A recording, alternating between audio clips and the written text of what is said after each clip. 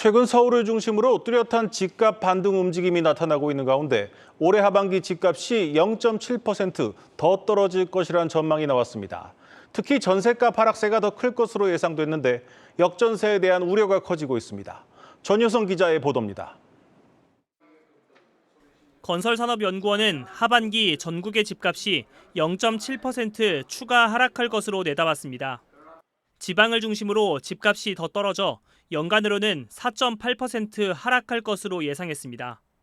최근 서울을 비롯한 수도권에서 상승세가 나타났지만 급매물 소진과 특례 보금자리론 등의 영향일 뿐 추세적인 반등은 아직 이르다는 평가입니다.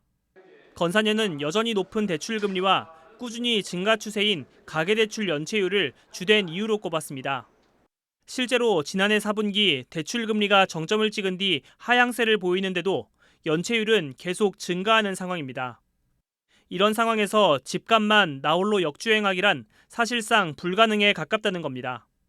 사실 가격 자체가 상당히 높은 축에 속해 있고 여전히 그리고 금리도 여전히 높은 상황이기 때문에 이것이 이제 1주택자 분들께서 어느 정도 시장에 유입되신다라고 한들 이게 상승 반전을 하기까지는 조금 어려울 부분이 있다라고.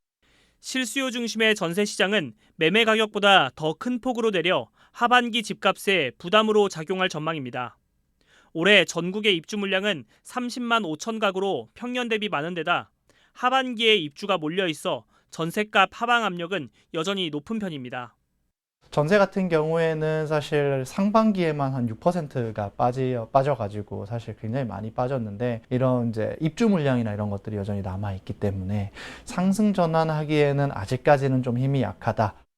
기존의 전세 계약보다 낮은 가격에 전세 계약이 맺어지는 역전세 문제도 시한폭탄으로 다가오고 있습니다. 전세값이 높았던 2021년 하반기 전세 계약의 만료 시점이 곧 도래하는데 기존 전세금을 못 돌려주는 집주인들이 쏟아질 수 있다는 이유에서입니다. 전세값을 발판으로 집값이 오르는 구조에서 전세값이 주춤한다면 추가적인 집값 상승을 기대하기란 현실적으로 어렵습니다.